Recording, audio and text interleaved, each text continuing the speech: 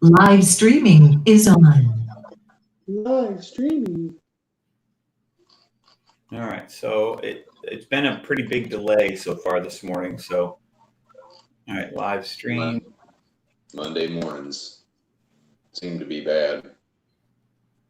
Everybody and their brother's doing business right now. Yeah.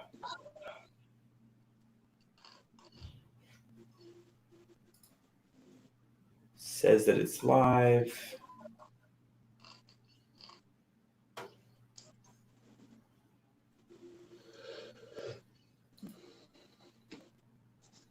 Just waiting for YouTube to catch up. There's the shirt. Hey, shirt, good morning. Morning, how's it going? Good. What's up, man? Nothing much. Just getting ready to get in front of my computer here. Putting your pants on? Oh, yeah. Yep.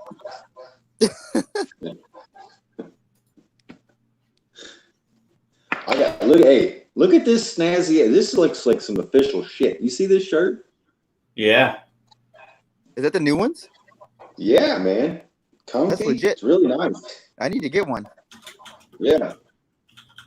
I will say I had to take out a small personal loan to buy it, but it's really nice. Air Force Aids aside. Got to pay for it. The Christmas party is going to be extra special this year.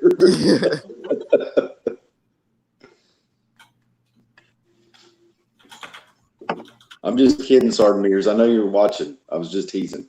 I'm advertising for you. Huh.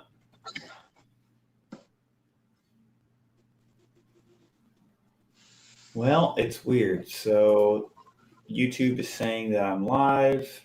It's saying we've got 2 minutes of elapsed time. And yet the stream isn't showing our video. I tested this. It says, yeah, Whistler's saying that it's taken into a recording, like as in like you started the stream maybe and then turned it off to test it, and now it's just taken to that recording. You might have to post a new link while it's running. Okay. Let's see how I can do that.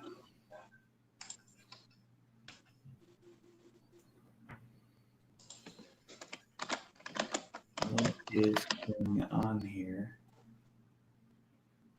Wait a minute. Sanders just posted a link. He must be seeing you. Oh, okay.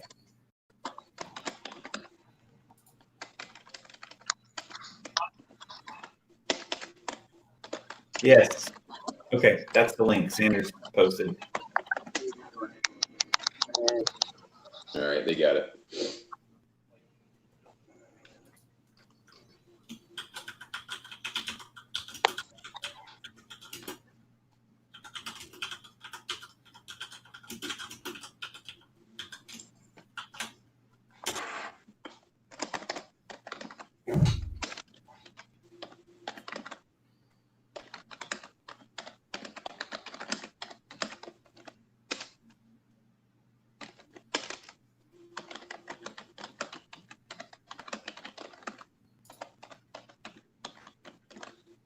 Awesome. All right. So that's the result of first time trial and error with the stream.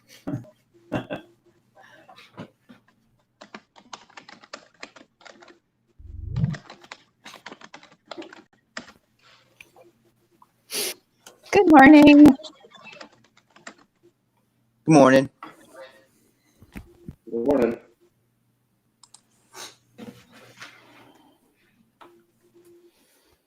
Do you want me to go ahead and share my screen, or do you have something else you guys want to take care of first? No, ma'am. We'll when 9 o'clock rolls around, we'll give you a little bit of an introduction, if we can, and then we'll start off with you. Perfect. All right.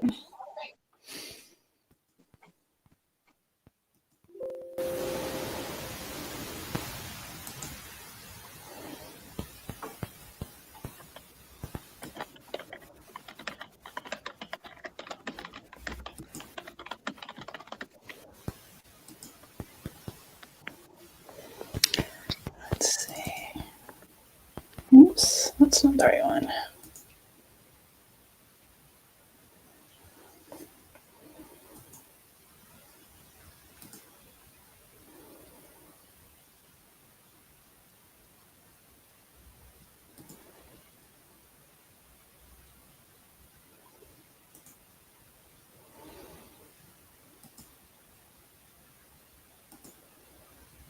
All right.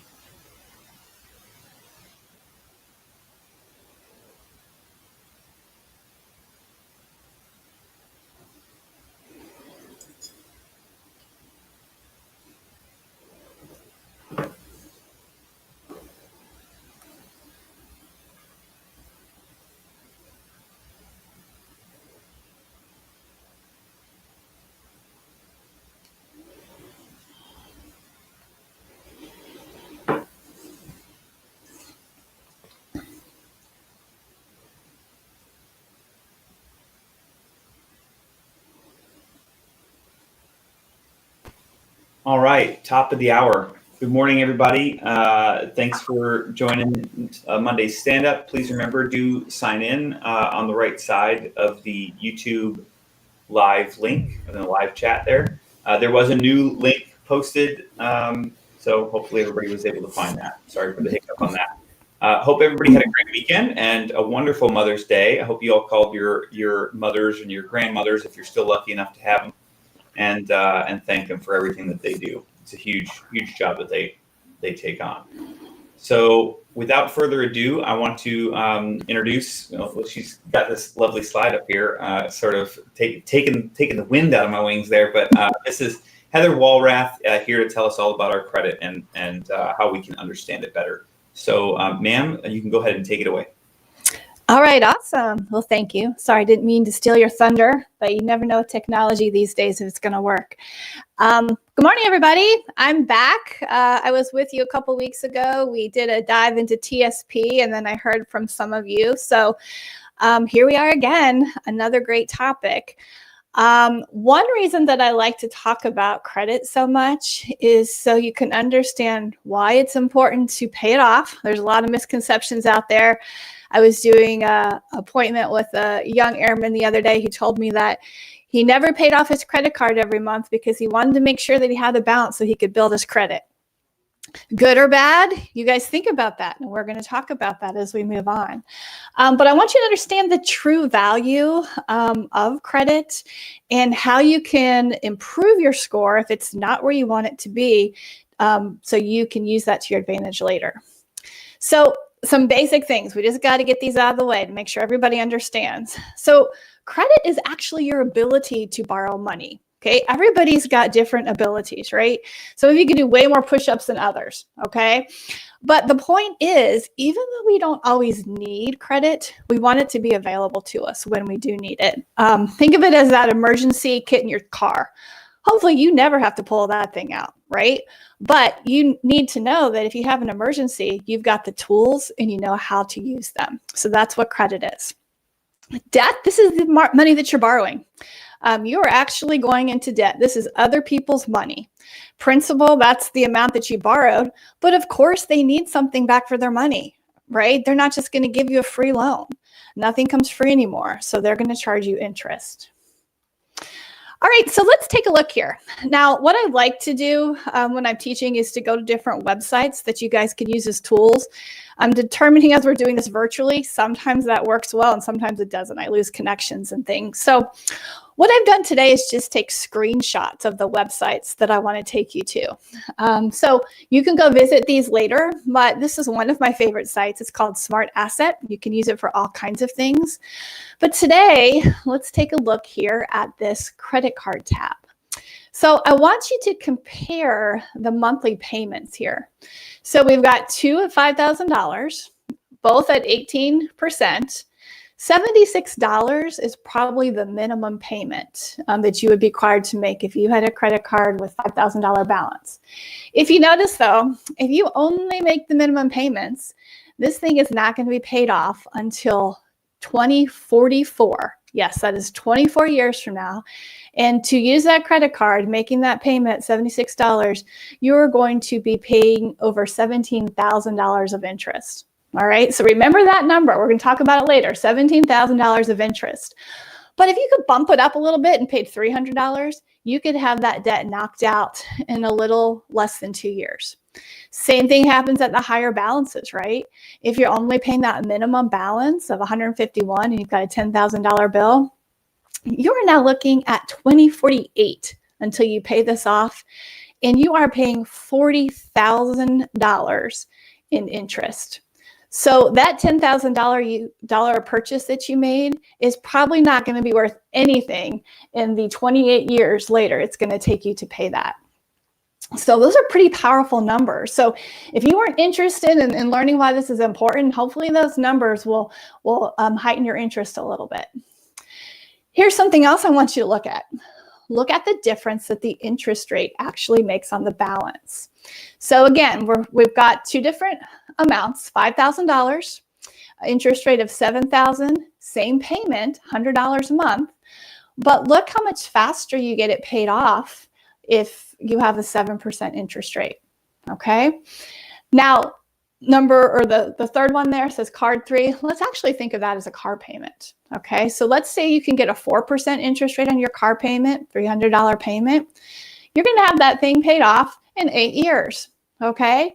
Now, if you had to get a 9% payment on that card, on that loan for the car, it's not going to be paid off until May of 2031. And of course, that car that you paid $25,000 for might be worth what, $5,000, right? So again, how much are you actually paying for the privilege of borrowing other people's money? How important is that interest rate that you get when you're borrowing other people's money? It's huge. So how do you even start establishing credit? You know, I have a lot of people that come to me that have never had a credit card before, and that's actually not a bad thing. The problem is in the credit industry, having bad credit, meaning you manage it poorly, and having no credit really gives you the same score. So I always encourage people to let's at least establish credit so you can build up your score so it's there when you need it. How do you do that? It sounds silly, but that checking and savings account that you opened, that's going to help you. Your paycheck gets deposited somewhere, right? I always encourage people to open up an account with some institution that they can use long term, because having a history with that bank, that company, also helps with your credit score. That's a lot easier to do these days now that we can all do banking online. But kind of keep that in mind. You know, if you open up something just in your hometown and it's really hard to maintain that because you're moving all over the world, maybe find something that has a little bit more of a footprint. Pay your bill on time every month. That includes things like your cell phone, your gym membership. Some people think, you know, I'm just going to quit my gym and stop paying. They can report that to collections as a breach of contract. Same thing with your cell phone. Okay. So anytime you have a contract, anytime you don't pay it, that's reportable to the credit agencies. A savings secured loan is a good way to start. That means basically if you have an account at a bank, they'll basically put a freeze on a certain amount of money and then issue a credit card with a limit to that amount. The bank's guaranteed to get their money back, and then that gives you a way to actually show that you can pay things back every month on time. And then the easiest, but probably most expensive way to get a credit card is a local retailer. Best Buy, Target, Kohl's, your Star card, right? Pretty easy to get those, right? A lot of people, that's the first card that they get in the military is that Star card. But the interest rate is probably fairly high. That's the trade-off for being able to get it easily. But if you use that card, pay it off in full every month, you charge $20 to put gas on it, you're charged zero interest if you pay it off in full every month. So it doesn't really matter what the interest rate is if you use the card in that kind of smart way. Now, when you use any type of credit or if there's a contract, like I said, with your gym or your cell phone, your use of that gets reported to these credit agencies. And that's the information that's on your credit report. The government has passed a law that authorizes you free credit reports 3 times a year. Basically, you get one report from each of these agencies once a year. So I stagger them. My reminder is when we have a time change in the spring and fall, spring forward, fall back, that's my reminder to pull a credit report. And I just rotate through them, choose one at a time. There are a lot of credit reporting links out there, Credit Karma, Credit Guru, free credit report. I really, really encourage you to just use this one. This is the legitimate site set up by the government. You don't have to put in a credit card. You don't have to subscribe to anything. So this is a really great resource for you to also protect your personal information. Now, right now with all this COVID-19 stuff going on, if you go to annual credit report, they're actually allowing you to pull your credit report weekly. I don't really think that's necessary, probably overkill, but if there's anything that's happening during this crisis that you worry might affect your credit, if you're not paying things, if you got some extensions on things and you just want to make sure that it's not being reported, that's an extra tool for you as well. Now, what goes in that credit report?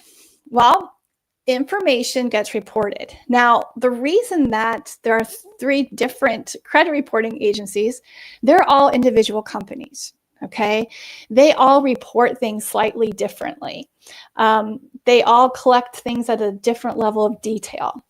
And keep in mind that reporting things to the credit bureau is completely voluntary.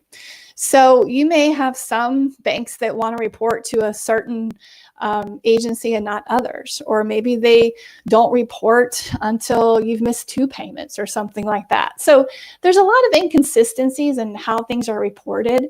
So that's why you might see variations between those 3 reports. And that's why I recommend you kind of rotate through them to see what's on there.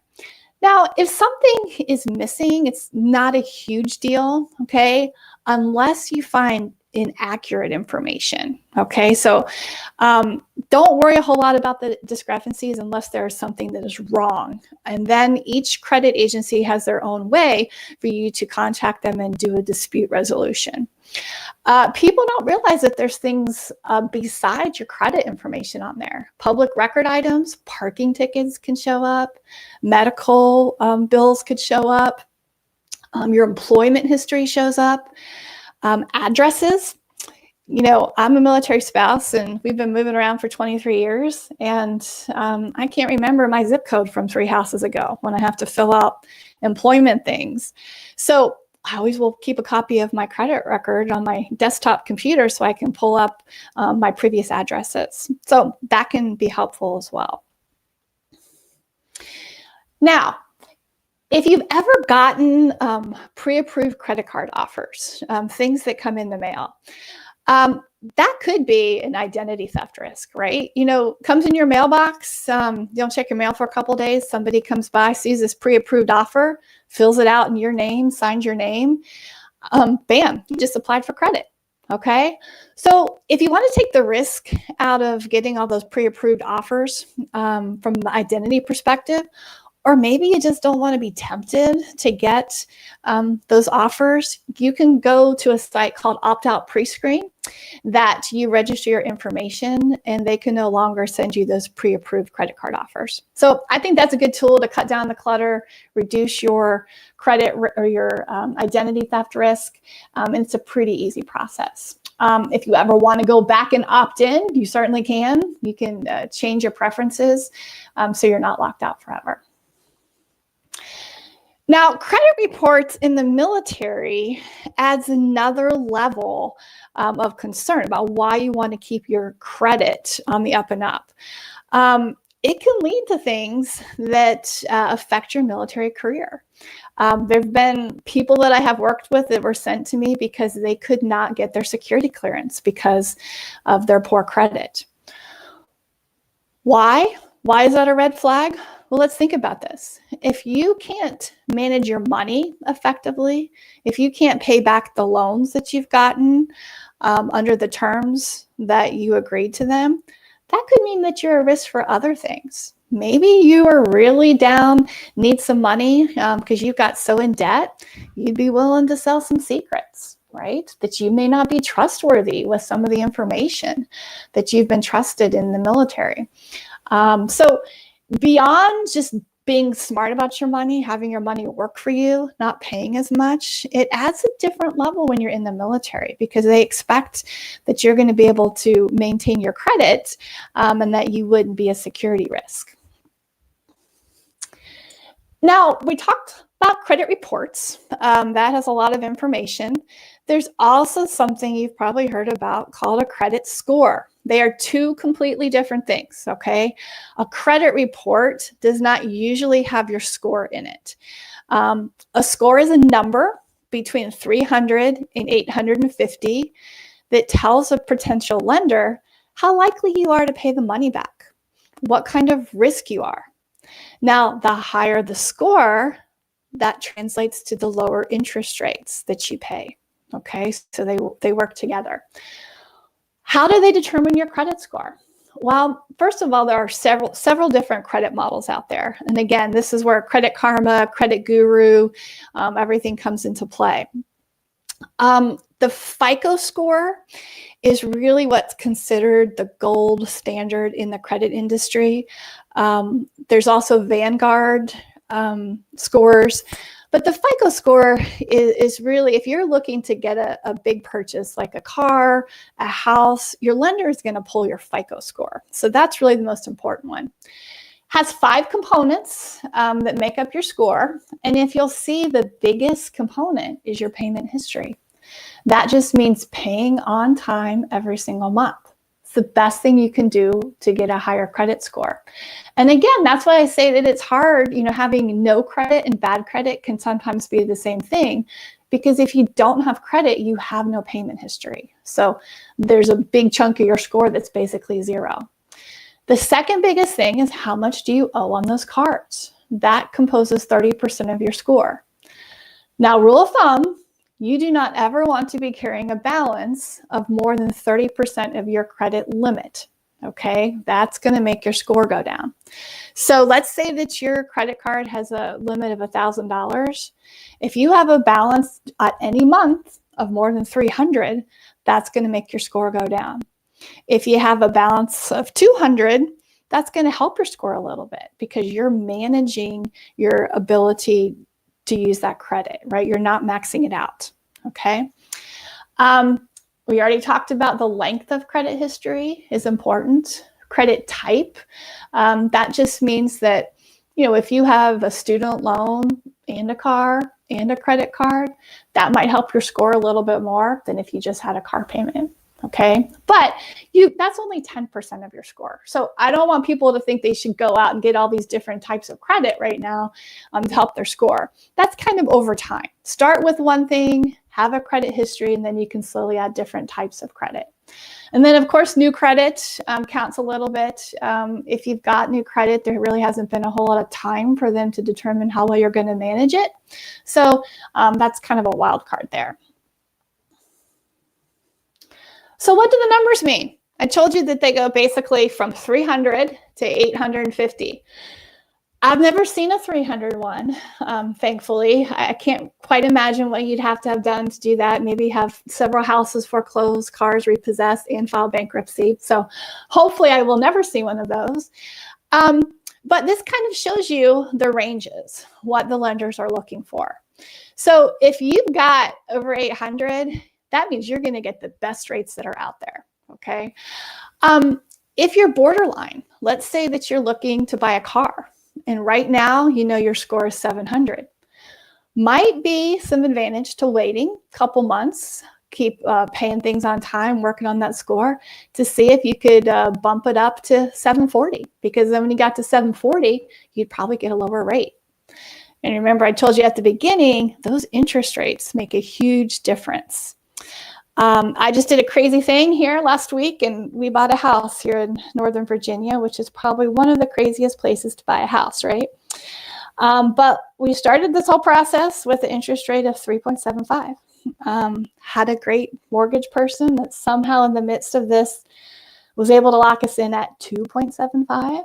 And I'll tell you, that change of 1% in the mortgage loan made a difference of about $400 a month. Okay, so these scores are super important because they really affect your ability to get good rates when you need to borrow money. Since you're a military member, you've got some perks that are extended to you. And I am just the queen of using all of your benefits, right? So there's an organization called saveandinvest.org. They have a whole section on for the military about, of course, saving and investing, credit, and all kinds of things. But through this program, you can get your free FICO score. Now, a FICO score usually costs about $20. So this is free for you. You just need to contact me so I can give you my educator code, and then you get a FICO score, and you also get access to the My FICO program for a year. My FICO costs $20 a month. As military, you're going to get it for free. So take advantage of it. So if you have any subscriptions to any credit monitoring service, you can get rid of those, right? And just do this one. So this is just an example of the My FICO dashboard page. You can kind of see what kind of information you're going to have. So it shows you the TransUnion credit report on this one. You can also add your Equifax. You can add your Experian one. You keep records of this on your dashboard so that you can kind of watch what's happening to your score from month to month. And they'll also give you alerts. If something happens, your score changes drastically, they'll let you know so you could take action if you need to. Here's kind of a look at what the report looks like when you get it through the My FICO. This is a credit report that's on that site. And you see it gives you a lot of tools to really build your credit. Once you know what your score is, I mean, this is an exceptional example, okay? So everything there on the right, you'll see is in green, the things that are helping this person's credit. Had a long credit history and things. But, if yours isn't where you want it to be, this will provide you some recommendations on how you can really build that score. So build it up, keep it up, and then that way, when you get ready to make those purchases, it's going to be there for you. So the cost of credit, we already talked about how your credit score makes a big difference in what you're going to pay in the interest and fees. But there's also other things that really are affected by your credit score. If you get behind on your rent or payments, that gets reported, right? Makes your score go down. Your job history, no credit history, we already talked about that. Makes your score go down because a potential lender can't be guaranteed that you would pay it back, that you would have the means to pay it back. Of course, bankruptcies, right? That's a red hot item that you're not going to be able to pay. Repossessed cars, that's a red hot item. But also your credit score factors into other things besides just how much you're going to pay for a loan. Your credit score could affect employment. We already talked about the military, but if you were going to get another job, or maybe your spouse is looking for a job, they'll probably pull their credit report because to see how trustworthy you were with money. Again, that translates to a lot of different things to an employer. So super important things. Another thing that's affected by your credit score, your car insurance premiums. Now think about that. Those two seem like they should not be related. But when you get insurance, what are they thinking about? They're thinking about your risk. How much of a risk are you going to be to the company? So again, if they see you've got poor credit, your credit score is really low, that translates to risky behavior. If you can't manage your money, if you take risks with that, you might not be that great of a driver, right? So it really does come into play. And people are really surprised about that their credit makes their car insurance go up as well. So this is probably my favorite slide in this whole thing. So if you've tuned out, come back to me, okay? Grab your coffee. So let's talk about how much credit really and truly costs you. Now, this is from a calculator on the website, investor.gov. Great site. They have a wonderful compounding interest calculator, and that's what I'm showing you here. So remember at the beginning of the presentation here, I showed you the rates of the different cards and how much people were paying, right? So we had a $5,000 credit card balance. We were paying $76 a month at 18%. And that's a really realistic rate, by the way. I just checked before I logged on today. Right now, the interest rate is 16%, the average. Okay, dropped a little bit because of the rates of the Fed. But anyway, we were paying $76 a month, paying the minimum. And it was going to take us 24 years, and we were going to lose $17,000 of interest. Okay, remember, that was a lot of money, right? That was charging us to charge that $5,000 vacation we took. So let's say that instead of having to pay a credit card, you had $76 that you could invest. Okay, and let's say that you invest it in something that would yield at least 8%. And what is something that we can probably find over time a yield of at least 8%? Our TSP. Remember when we talked TSP that the average returns have been more like 10%? So $76 a month, 8% for the same amount of time, 24 years, that money would be worth over $66,000. Now, let's take a look at this of the true cost, right? So if you're paying your credit card, you lost out on $17,000 because you had to pay that interest. But at the same time, you were not able to invest that $76. So really and truly, you also lost out on that $66,000 of potential earnings on that money. So because you were stuck paying a credit card and could only pay $76 a month, your true loss over the last 24 years was over $83,000. Okay, so hope everybody is following me on that one. I'll leave it up there for a second. And I encourage you to go and run these calculators and kind of see for yourself. There's all kinds of calculators out there. Again, this one is from investor.gov. I really like that site, a lot of good information on there. So how much debt is okay to have? We all have some debt. Not all debt is bad. And again, having a little bit of debt, paying it on time every month builds our credit. Well, let's figure out what your debt to income ratio is. Pretty easy math problem, even for a Monday. You take your net income and divide by your minimum monthly payments. Now, it says minimum. I hope that no one is paying their minimum monthly payments. But the reason they use minimum is just because this is the worst case scenario, right? This is the money that you would have to pay not to be in default of that contract. So make that math problem happen and come up with a number, right? So then take a look at it. If that number is 15% or less, you're probably okay. You should be able to manage those debts with everything else that you have to pay for in life. Okay, that's also an acceptable amount to a lender if you've already got those debts. When we just did our mortgage application, we had to list any debts we had because they're not going to give us more if we fall into these higher numbers. If you're 16 to 20, you're probably pretty maxed out. Okay, it would be tough for you to take on anything else. And then the higher the number, definitely too much, right? You're overextended. You're going to be in the situation where you're going to be losing out on that $83,000 because you're stuck having to only pay the minimum amount.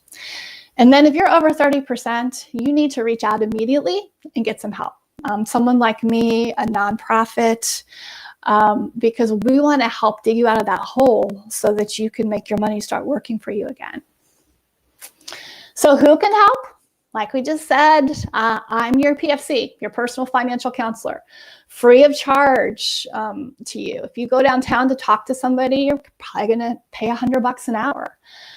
Even the nonprofit credit counseling agencies usually have a monthly fee, right? Because they have to pay for their expenses. Lots of great programs that we're offering at the Airman Family Readiness Center. We're going to be doing weekly virtual classes every week. So that information on that's going to be coming out, different topics all the time. The Air Force now has financial touch points that you can get further education at different stages of your career. Legal can help you specifically if you need enforcement under the Service Member Civil Relief Act. That provides you some protections in terms of interest rates on things you had before you came into the military. And I don't know why it says defense credit unions here, sorry. There are good credit unions and banks out there. Someone told me that their bank offers some free financial counseling as well. Okay, so use your resources. Don't pay for anything. What's really important to understand is that no one can repair your credit better than you. You'll see signs up everywhere, credit repair, call us today, we'll increase your score. They are not doing anything for you that you cannot do for yourself, but they're going to charge you money for it. So basically, you're just paying a convenience fee. If you don't want to make the phone calls, if you don't want to write the letters, if you don't want to send the documentation, you can pay somebody for that. We can pay somebody to do anything we want these days, right? But they're not going to make your score higher for you, okay? It's the same amount of work. It's the same process that you can do for yourself for free, okay? So here, again, I think I talked briefly about this in another class that I did for you all, but there is legislation called the Service Member Civil Relief Act that does put a cap on interest rates for pre-active duty debts. Okay, so keep in mind, this is stuff you had before you came on active duty. So you can't go and get a car loan at 16% today and then go tomorrow and enact this protection. Okay, it also provides other things like if you're being evicted, they can't serve you with a divorce in the middle of a deployment. So there's all kinds of protections. But just keep that in mind. Hopefully you don't really ever have to invoke that, but that is there to help you. So that was my whirlwind. Hopefully at least to get you thinking about things. Maybe if you got that $1,200 stimulus and you got a credit card debt, that might give you a little bit more incentive on why you want to throw it at that debt. But remember, I'm here to help. Reach out, put all my contact information on this last slide so you could copy that down. I do have virtual office hours via Zoom. I have a secured Zoom link through our corporate account that has a little bit more protections than the regular Zoom links. But I'll be online. So if you want to drop in, ask a question, I can show you websites. I can show you the PowerPay program that is super effective. If anybody's ever listened to Dave Ramsey's snowball method, it's really similar to that, but it's free. And I can help you work through that. If you want to have more money to throw at your debt so you can increase your score, pay down some of that interest, I will help you find it. That's the whole purpose of the spending plan. So if there's anything I can do to help you guys at any point in time, please feel free to reach out to me. So that's all I have. I'll hang out for questions if anybody has them. Thank you so much, ma'am. I'm checking the YouTube stream now. There is somewhat of a long, okay, we got some already. Anna Tremakis asks, Mrs. Walrath, for those beginning to build credit, how long do you usually see it take for people to build up to great credit? That's a good question. And again, unfortunately, it says it's going to be, it depends. Because I have seen, 18-year-old airmen that have 700 credit scores already, just because they started, paying things on time with their contracts, they had things in their name. I would say if you're paying things on time every month, you should see your score go up at least 50 points in 6 months. But of course, the different types of loans you have are going to enter in that as well. Like if you have a car payment and a credit card and your student loan, and you're paying all of those on time at every month, I've seen it go up, 80 points in 6 months. So that's why I think it's cool if you can take advantage of that free MyFICO, and it will tell you exactly what you have on your profile and the steps that you can take to improve your score based on that info. Awesome. Thank you for that answer. And I got another question. Do you also? That said, Shawn, sorry to interrupt you. The MyFICO, ma'am, you said you needed to provide us a code to use that. Is that something you can just provide us now, or do we make an appointment to get that from you? I only have so many codes right this second. So I'm worried if I gave you the code, then half of you would be like, it wouldn't work for me. So contact me directly. I asked for a group code last week, but like everything, they're kind of working virtually and not getting back to everything. So I will have a group code soon that I can use for these types of things. But contact me directly and I'll give you the personal code to hook you up. Okay, roger that. Thank you. Sorry, Shawn.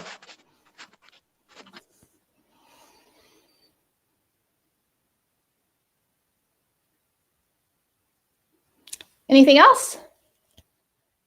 Sorry, my mic was muted. No worries. One more question was, do you also do mortgage and home buying classes? Absolutely. It's one of my favorite things. So there will be one coming up soon. I believe I don't know if we have dates yet, but that's AFRC. We're going to offer them once a quarter. But I'm happy to do a one-on-one with you if you want to. You and your spouse sit down in the evening or something. We can go through it with a cup of coffee. Absolutely. And personally, that is high on my mind because I just bought a house, so I can tell you all about it. Probably more than you want to know. Awesome. Well, thank you very much, ma'am. I don't see any other questions coming into the live chat. So a huge thanks from our squadron. We really appreciate you coming out and sharing all this, dropping all this knowledge on us. It's something like the skills that you have are applicable to all of us all the time. So thank you so much. Anytime, shoot me an email. I am happy to help, and you all have a fabulous week. Thanks. You too, ma'am. All right. So for everybody else, happy Monday. And we've got a few things to go through. I'll hit on a few of them, and then I don't want to steal any of Chief's thunder, so I'll turn it over to him afterwards. The first thing that I want to get into is for the flight attendants. I've already hit it a couple times, but look out for Wednesday. Look out for the IFSIF brief on 1300 on Wednesday. Make sure you hit that, and look for there should be a YouTube channel link coming sometime soon, or I hope there will be, so that she can hit everybody. So stay tuned for that. Vouchers. We've got some people that did trips and then never actually submitted their vouchers. Maybe they paid their GTC with their own funds, but they haven't actually submitted their vouchers. There's more than those outstanding than you might think. So go take a look at your DTS and make sure it's not you, because the list is longer than I was expecting even. And make sure you got your vouchers actually turned in. And if there's a problem there and it's not working, elevate that. Don't just sit in silence and wait for your voucher to complete itself. If you haven't heard, ripples through the squadron, ripples through the Air Force, orders are happening. AFPC is throwing those down from the cloud, right? So people are getting orders. And this means that your dream sheet is incredibly important. So, I mean, it's one of the only pieces of the pie that you can control when it comes to getting your orders, right? So if you haven't done so, if you haven't seen the Mattermost message about it, go into Virtual MPF and look at your assignment preferences worksheet and make sure that it matches what you want it to say, right? Make sure it matches your desires. Next thing, Staff Sergeant EPRs. Staff sergeants, keep looking in your records online to see when your EPR drops in there, right? And if it hasn't hit by June, I mean, we'll be doing this to a certain extent on our end as well, but we need we could use your help on this. If your EPR isn't showing by June, elevate that right? Let us know so that we can figure out where it's at, right? And if it's going to come or whatever. So when June comes, if you don't see your EPR in your records, we need to start, ringing an alarm bell and figuring out why it's not in there, right? That still gives us time, but we need to know by then. If brief, awards and decks. If I've got, who do I got in here? The Shirt, Wolf, and Holly. Okay, so awards and decks, there's a few big ones coming up. The Saigon being one of them. That's one that we always, make sure that we submit for every year. And there's a couple others as well. I don't have the list in front of me. However, emails have been sent out. So look for the email from awards and decks. If you supervise troops, this should be of utmost importance to you.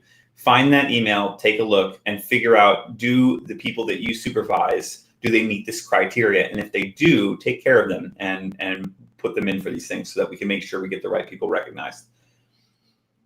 I can't stomp on how important awards and decorations are throughout for promotion and throughout someone's career. Next, Sergeant Cantanella brought up something of interest, a good idea that I feel for fruit bowls on the plane.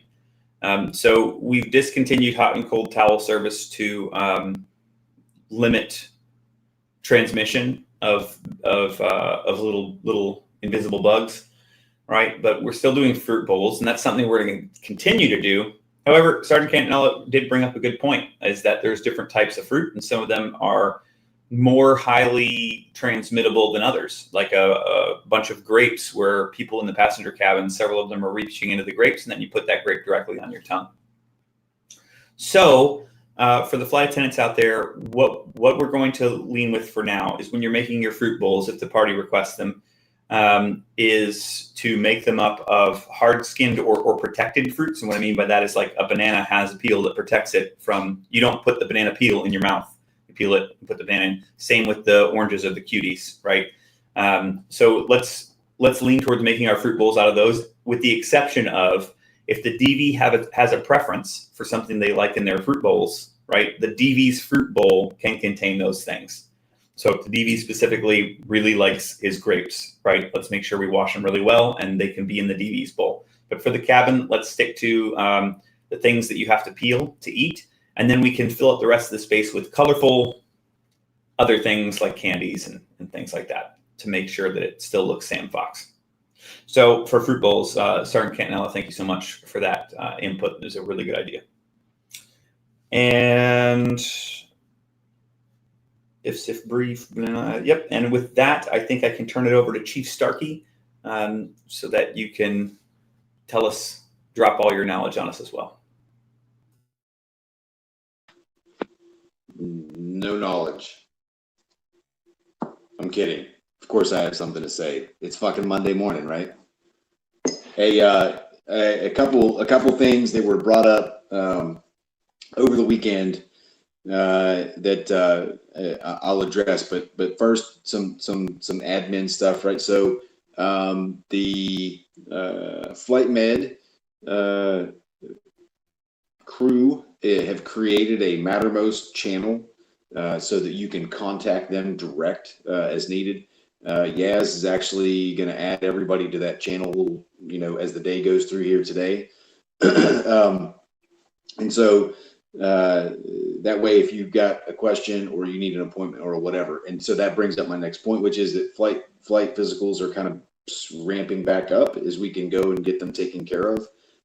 That's not in place of the waiver. There's the waiver still out there. I'm not saying you got to go get it done, but they're going to kind of start trickling that in to get above or ahead of the giant wave that we created, right?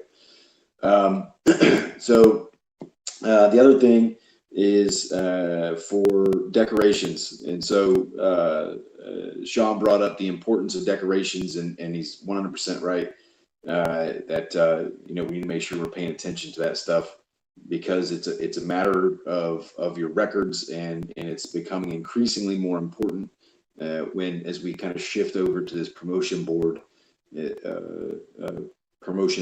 system versus just testing, right? And with EPRs falling off, sometimes the only thing that's captured is in that decoration. So You just need to make sure that you're kind of keeping your eye on that ball.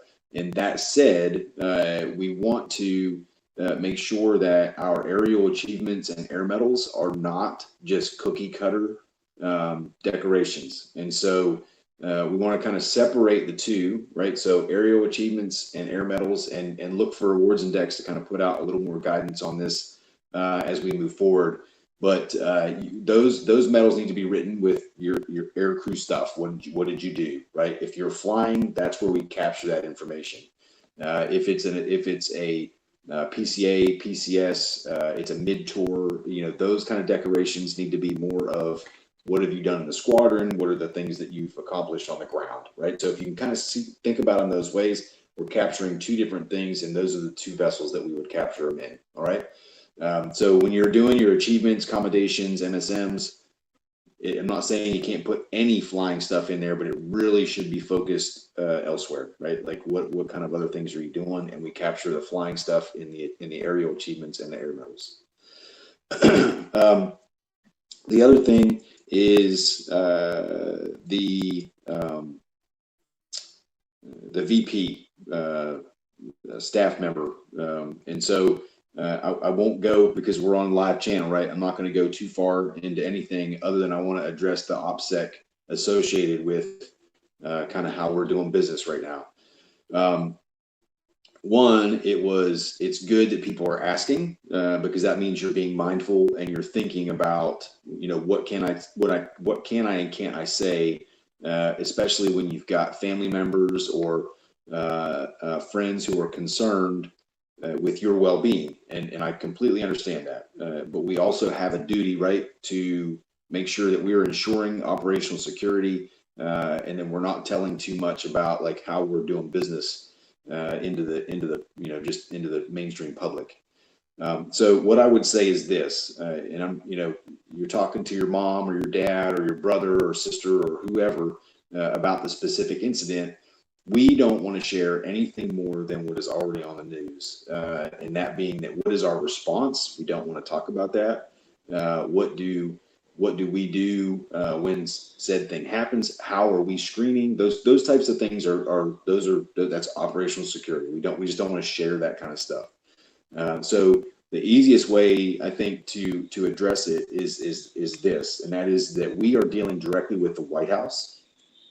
We are dealing directly with the White House medical staff, and what's been announced on the television over and over again in all news stations is that the White House is probably one of the safest places on Earth, right? And so if that's the medical entity that we're dealing with these flights and how we're taking care of business, then it stands to reason that we are taking every precaution necessary to make sure everybody's good. Right? Does that mean that someone can get infected? Absolutely, and we just saw it happen, right? So anything is possible, but when it comes to mitigating and trying to take care of everybody, I think we're doing everything that we can possibly do to do that and still accomplish our mission. And so I would just ask that those are kind of the general terms that you share with people. Are we at risk? I mean, everybody is at risk at this point, right? So, but we're also in the military, and we are gonna trudge forward, and we're gonna do our mission, right? And that's really what everyone needs to know. Do they need to know specifics about that incident? No, they don't. They don't at all. And so, I would just ask you all to be mindful of that moving forward. And I'm glad that the questions are coming up, we're going to do the best that we can possibly do to make sure everybody's safe and taken care of. And I hope that you guys have seen that up until this point. That crew specifically, I'm sure you guys know, I mean, like anything else, isolation, make sure everybody's good, before they get back on the flying schedule, that kind of stuff. So, and that's all general information, right? General information. That is easily shared, and it's not a big deal. Hey, they're isolating. We'll make sure that they're good. It's no different than anybody would have said coming out of the White House as a spokesman or anything else. And that kind of information is okay. But the biggest thing is to know that your friends and family know that we are taking everything into consideration and the biggest precautions that we can to make sure that you're safe. And so with that, I don't have much else. I thought that the Sergeant Hartel and Sergeant Tremakis and the team, Sergeant Van Ert and everybody else who's been bringing us these nuggets on Monday mornings, my hat's off to you. Any time that we spend together needs to be valued time. And if we're not going to add value, then it's not time that should be spent. And in my opinion, I think that these conversations that we've been having with these experts to come in and talk to us about important things that's value added. So my hat's off to you. I applaud all of you that are putting the effort in to making sure that we're not just showing up here and fucking off, right? And it's like I don't need to just see your guys' face just to see your faces. We need to make sure that we're together to make each other better. And I think that we're kind of we're definitely doing that. So thanks to all of you. If anybody has anything that they want to bring up, now would be the time. And you can either I'm not looking at YouTube because I don't have it up, but I've got Mattermost in front of me. If you want to drop it in Mattermost in the Chief channel there, or you want to just bring it up on YouTube and then Shawn can just ask the question. But we'll take the next couple minutes and open the floor if anybody has anything for me. Sure, I'll monitor that YouTube, and I wanted to add on to that. Just continue for the flight attendants and for the CSOs and for flight attendants health reporting. Make sure you get that data to me, however you can, so that I can channel that up and we have an accurate picture of the health of the squadron. If you're a CSO, make sure that goes to CMI Sergeant Wolf. And if you're neither of those things, make sure it just gets to one of us, right? So for you Melts and Guzmans out there, make sure that data gets to somebody so that we can make sure we have an accurate picture of the squadron. Holly, I see that you're in the JITSI here. Did you have anything for training? No. Okay. All right. I don't see any questions coming across the YouTube. So I think that's it, Chief. Sure. Yeah, man, I don't have anything either. All right, cool. Hey, everybody have a great week. Keep trudging along. That's all I can say. Hey, we're supposed to have some fucking nice weather finally, right? Like, I think it's supposed to be in like the 80s by like end of the week. What? That's what I saw. Weathermen lie, but that is supposedly the gig. And we're gonna have a socially distanced swimming party at my house. You have to line up on the driveway, and everybody gets a turn to jump in. And we spray down with Lysol after you get out. Chlorine, man, chlorine. Yeah, kills everything. All right, y'all have a blessed week. We'll talk to you soon. If anything comes up, please feel free to reach out to me. All right, I'll stop the live stream now.